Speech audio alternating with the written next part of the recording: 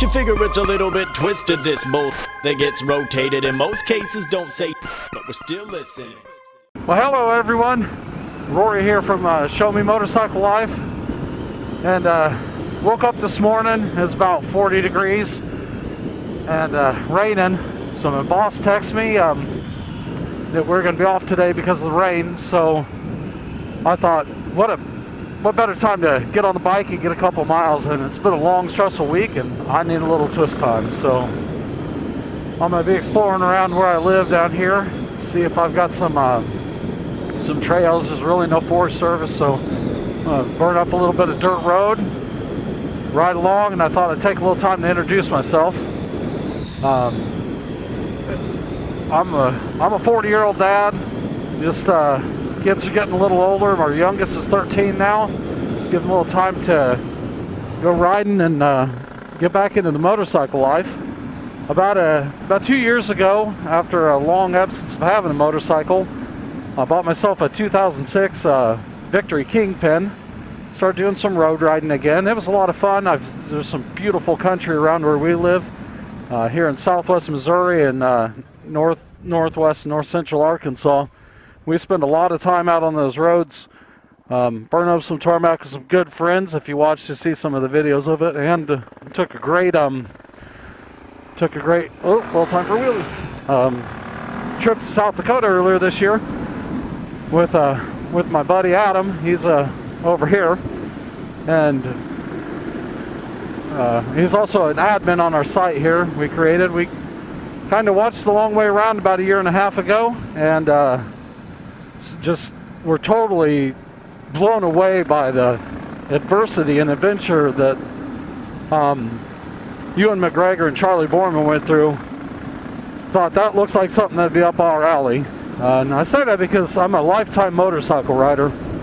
I was probably in second grade or so when my dad bought my older brother a 70cc Yamaha. This little bike, it was very, very rough, but it ran. So he started learning how to ride it in our backyard, and me and my little brother just weren't gonna sit around and watch that.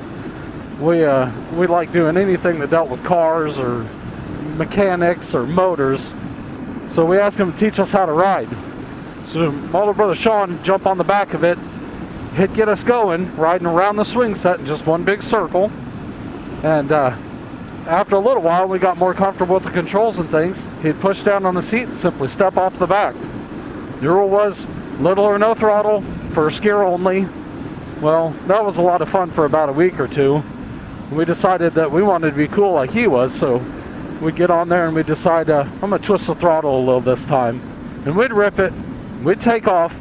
There's a huge pile of scrap lumber that my dad had amassed behind his garage. Right into that we'd go. We did that about 5 or 6 times, and he decided we were pretty serious about riding. So so he went out and bought a motorcycle more appropriate to 3rd and 4th grade size, which was a little Honda 50. A little red and white one. I'll never forget that bike.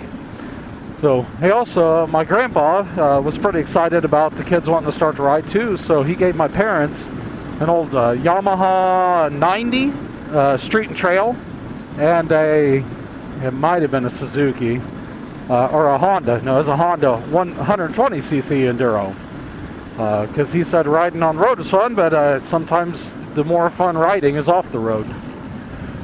So we'd take those down to the river, down to the Arkansas River southeast of Wichita, Kansas. We'd spend a day down there as a family riding. Now my parents would ride on each one would ride on their own respective bikes. My brother and I would ride on the 50 2-up. My older brother would ride his 70 with my sister on the back. So it was always a family thing that we really had a lot of fun doing. As we moved up to the bigger bikes. My parents didn't really have time with work to do a lot of riding, but we moved to a house in Derby, Kansas that had a county lot attached to it behind it. So we cut out a dirt track on that and rode those bikes for hours and hours down there, practicing wheelies, practicing hard turns, whatever we felt like doing. So it really put a solid dirt bike base in. when I was in high school, I bought a YZF 250, and got to ride it for a few years. I had a lot of fun with it. Between work and school and hanging out with my friends, doing that kind of stuff, I kind of lost touch with the riding and finally sold the bike. So a number of years later, my grandpa, who was a very avid rider, Alfred, he passed away, and in his older age, he just couldn't handle the bigger street bikes that he had started accumulating. So he had downsized to all the way down to a Shadow 500 just to make sure he could hold on to that thing. It was an 89, I believe, or 87. And when we got it in about 98, it only had about 1,200 miles on it. So little rides around town was about all he did with it. Well, I took that bike and I rode the wheels off it. I put thousands of miles on that.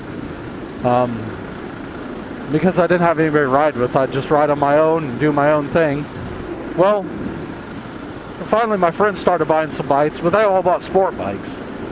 So I rode with them a couple times. I couldn't keep up acceleration-wise. It was kind of funny though, when they first started riding, I could take that Shadow and I could out-corner them.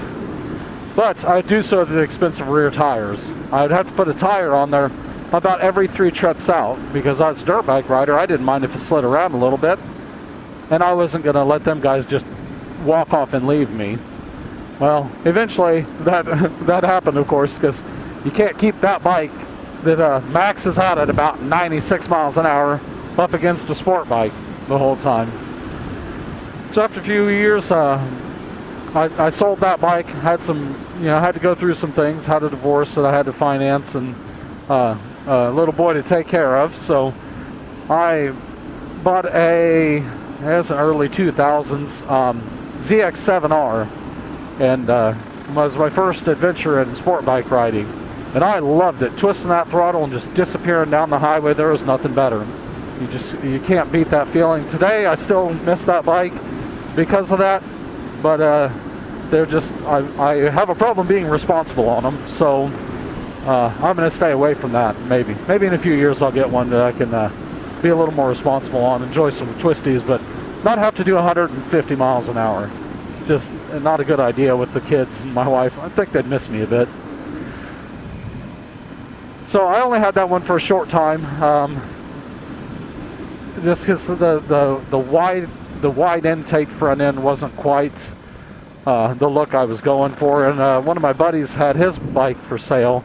So I took an opportunity to take advantage of that and bought that bike, which was a 2001 ZX 900, and that bike was a beast.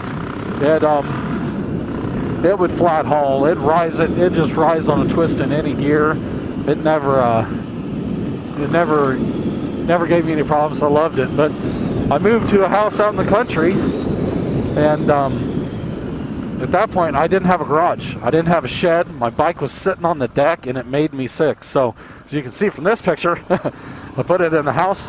That wasn't the best solution in my wife's eyes. So, I went ahead and sold that bike. We were trying to build a farm. We were getting horses. Had tons of work to do. So, I sold that. And then, like I said, a few years ago, I got my I just couldn't take not having a bike anymore. I built a shed because I had to have a place to put things. So I took I went and bought my 2006 Victory Kingpin, and that's also a bike that my wife loves to ride on too, which was a big problem with the crotch rocket. I wanted her to ride with me, and she just didn't enjoy it. She couldn't get comfortable, and she's a little skittish too. So she was always squeezing me and poking me in the sides and stuff. So I decided I was just going to go ahead and get something more comfortable this time, and it was the best decision ever. I'm so glad I did it. I haven't looked back on that one at all and regretted it.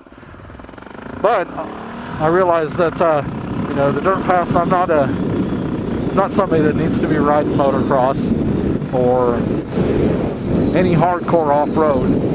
And I want to ride the bike to where I'm going to ride. So the dual sport seemed to be a perfect mix of that for me. So my buddy bought his, or Adam bought his in beginning of September, and I was looking at it, and you know, we got a lot of things going on. I didn't see a way for me to be able to get one. So I looked and looked and looked, and ended up having to stumble on a guy that got in a bad position because of a builder that didn't do what he was supposed to do, and left him with a building that was half built. My background in construction and garage doors, I went ahead and finished off the building, put his doors in, got him all taken care of. And in trade for that, I got my 650L. So, woohoo, this is gonna be fun. Woohoo. All right, so that's where we're at today. We decided, you know, watching Everride's channel, Friday's a Bomb, and those guys, that, you know, sharing this experience is a great thing to do. It lets people know that it's more fun out there. And in Southwest Missouri, there's no community for dual sport riders. They, oh, I wonder what's down here. More dirt, yay! So we also started the Facebook page, which you can click on down in the description here, of Southwest Missouri Dual Sport Riders. We're noobs, we don't claim to know it all, but what we like to do is go out with like-minded people, explore, have fun, pick up tips and tricks, and just enjoy ourselves. So we're trying to get that together. We're both very good at planning, so we would we'll be getting rides together, so we can you know, get together and enjoy some of this beautiful country we live in. So much time when we're going to work and taking care of the kids and doing all that stuff, we don't properly appreciate where we live. So, but that's it. I just want to introduce myself real quick. If you guys have any questions or something, post them in the comments down there. We'll be glad to do it, and let's help grow this channel, and we'll get better at our videos if you'll subscribe and like them. And we appreciate everybody. Have a good day.